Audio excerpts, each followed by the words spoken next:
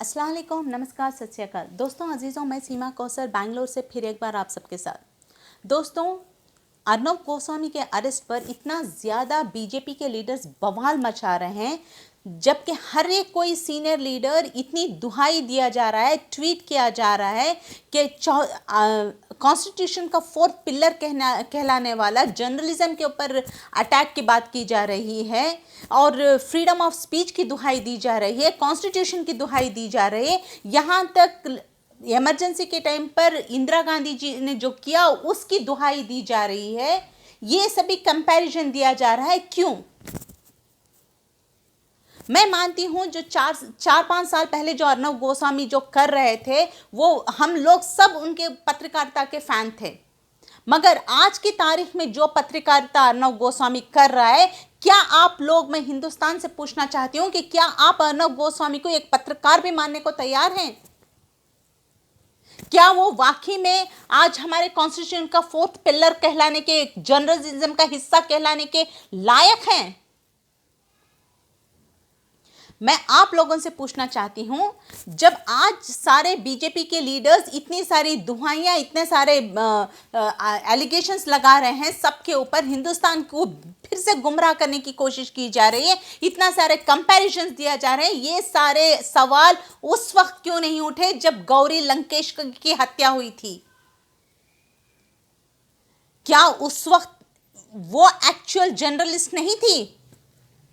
सच्चाई के लिए आवाज उठाने वाली औरत नहीं थी वो? और तो और भी मैं ऐसे आपको एग्जांपल्स देती हूं। यही बीजेपी के, जब कर्नाटक के अंदर येडियुरप्पा जी के बेटे जो हैं विजेंद्रा, उनके ऊपर एक पावर टीवी, कर्नाटक का एक पावर टीवी चैनल ने जब उनके ऊपर उनके जो भी उनके घोटालों का खुलासा किया, तो उन्होंने सिर्फ कर्नाटक के अंदर उस रिपोर्टर का नहीं उठाया, जबकि उसका पावर टीवी चैनल ही बंद करवा दिया गया। चाहे कोई भी चाहे गूगल में जाके चेक कर सकता है पावर टीवी के बारे में।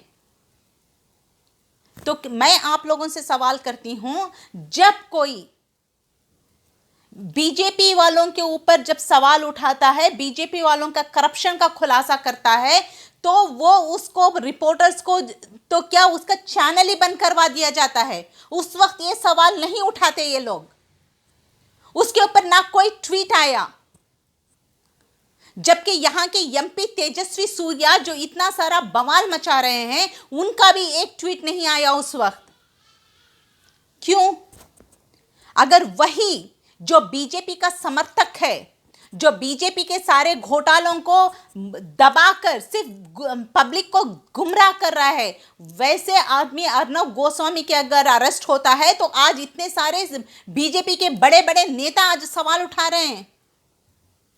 गौरी लंकेश की हत्या के टाइम पर पावर टीवी का चैनल बंद होने के टाइम पर इन लोगों की यही सवाल, यही क्षमता कहां गई थी इन लोगों की?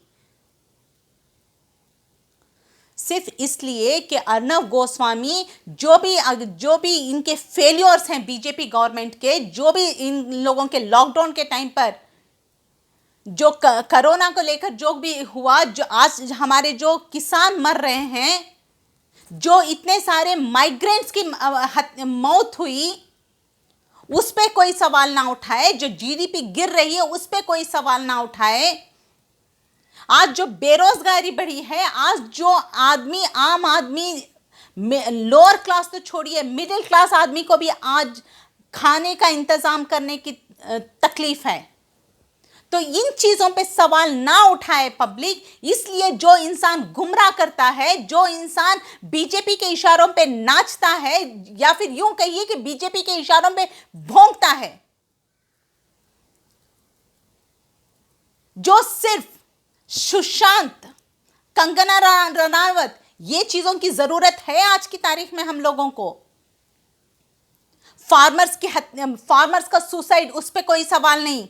माइग्रेंट्स इतने सारे मर गए, उस पर सवाल नहीं। बेरोजगारी पे सवाल नहीं। इन चीजों पे ना सवाल उठा के देश को जो गुमराह करके, हिंदू मुस्लिम करके ही देश को तोड़ने का काम करता है, जो देश की जनता को सुशांत कंगना रनावत के चक्कर में गुमराह करता है, ऐसे आदमी को आप जर्नलिस्ट मानने के लिए तैयार हैं?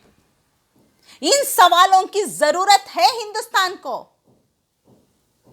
और आज सिर्फ और सिर्फ ये बीजेपी का भौंकने वाला इंसान है, इसलिए सारे नेता आज उसके अरेस्ट पे इतना बवाल मचा रहे हैं।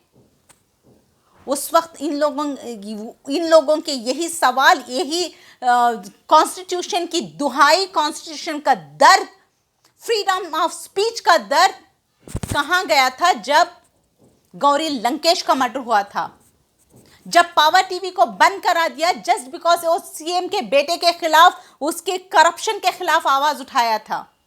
उस वक्त क्यों नहीं उठा उन लोगों का आवाज?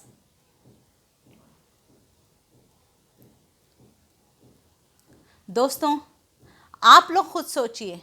आप जनता जनार्दन, हिंदुस्तान में जनता को जनार्दन माना जाता है, तो मैं आप लोगों से रिक्वेस्ट करती हूं कि आप लोग सोचिए कि क्या सही हो रहा है, क्या गलत हो रहा है। धन्यवाद।